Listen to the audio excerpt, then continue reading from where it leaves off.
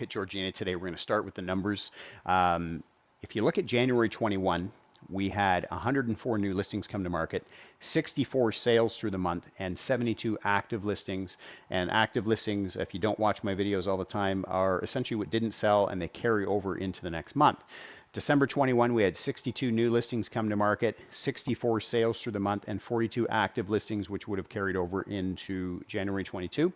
And in January, across all home types in Georgina, we had 88 new listings come to market. So listings starting to climb.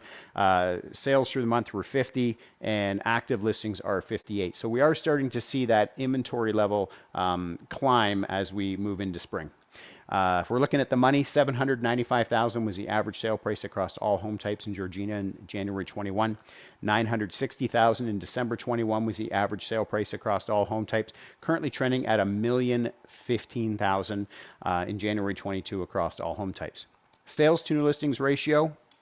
The SNLR, also known as the absorption rate, tells us out of the homes coming on the market each month. It tells us what the percentage of them are selling.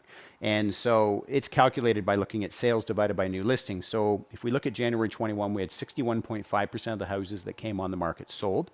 104.8% of the houses that came on the market sold in December 21, or stated a different way, 4.8% more houses sold than actually came on the market. And again, you're seeing that through the numbers. New listings to 62, but the sales exceeded by 2 listings. And so those extra sales are made up through this active listing inventory there.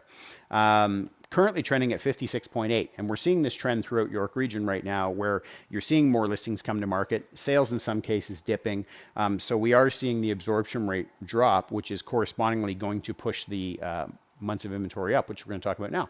Months of inventory remaining tells us that if no other homes came on the market after today at the current rate of buying or the current rate of consumption, how long would it take to deplete the inventory? So a year ago, 1.1 months of inventory, 0.6 in December, and currently trending at 1.2. So something to bear in mind that these are always going to be opposing to each other, right? So as we see absorption rate going up, inventory levels are going to go down. And as we see inventory levels going up, we're going to see absorption rate go down. So if you want to talk about, what's a good buyer's market, what's a good seller's market, for buyers and sellers right now, I'd be paying attention to these two.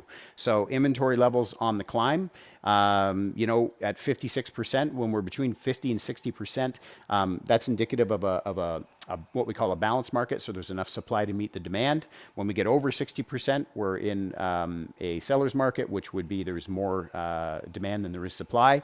And then under 50%, we are looking at more supply than there is demand. So certainly this is a number to pay attention to right now. As this number, depending on what it does for February, if it continues to drop, buyers, pay attention because it might be your time. If it continues on the climb, and we'll have to see what the inventory levels coming out. Sellers, that's going to still hold good for you.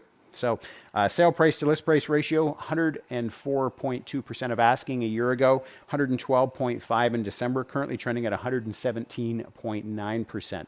So homes selling 17.9% over asking. Now, I always say you have to take that number with a bit of a grain of salt. We know in the last 12 months there's been an intentional underpricing or undervaluing of homes to the true market value or what they will sell for. So for an example, a home that's listed at $899 that's going to sell at 1.2 million or 1.1 million, right? It's not priced intentional to the market, so of course that's going to affect that number. So I wouldn't suggest basing your buying or selling decision based on what you're seeing with the sale price to list price ratio, because right now it is certainly an overstated number. Days on market to get a home sold, 16 in January 21, 12 in December, currently trending at 13. And I know there's a lot of info here. I do my best to I don't want to use the term dumb it down, but dumb it down because it's very easy for real estate agents to spout this stuff off. But I want to water it down as best I can for you to help you understand and give you a good gauge of where the market's at and help you make the best decision for yourself and for your family. But if I still left you with questions, feel free to connect with me. I am happy to answer any of them. And if you are considering making a change this year, I would love the opportunity to connect with you.